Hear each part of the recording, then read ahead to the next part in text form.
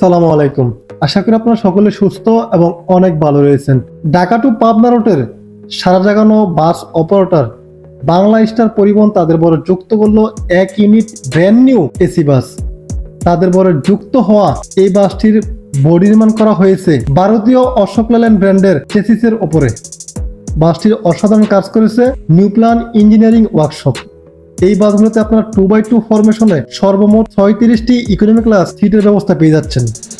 বাংলাদেশে এখন বর্তমান সময়ে যে কোনো বাস নামক, সেটা হোক এসি কিংবা নন এসি, সেখানে চেসিস হিসেবে ব্যবহার করা হয় ইন্ডিয়ান অশোক লেল্যান্ড। এই ইন্ডিয়ান অশোক লেল্যান্ড দিয়ে কিন্তু বর্তমান সময় পরিবহন সেক্টরটা একবারে তারা আঁকড়ে ধরে রাখছে, যে কারণে বাস মালিকরাও এই চেসিসগুলো বেশি করে নিচ্ছে যাত্রীদেরকে বোকা বানানোর জন্য।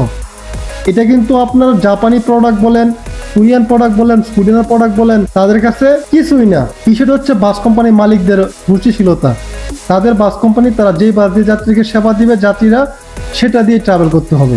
এখানে আমি প্রতিবাদ করলেই কি, না করলেই কি, আমাদের কথায় তারা আর জাপানি প্রোডাক্টের দিকে ঢুকবে না। বাংলা স্টারের এই এসি বাসটি ঢাকা টু পাবনা রোডে সার্ভিস দিবে।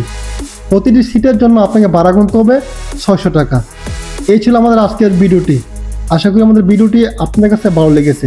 যদি ভালো লেগে থাকে তাহলে অবশ্যই লাইক, কমেন্ট এবং শেয়ার করে সবাইকে দেখার সুযোগ করে দিবেন। সবাই ভালো থাকুন, সুস্থ থাকুন। আল্লাহ হাফেজ।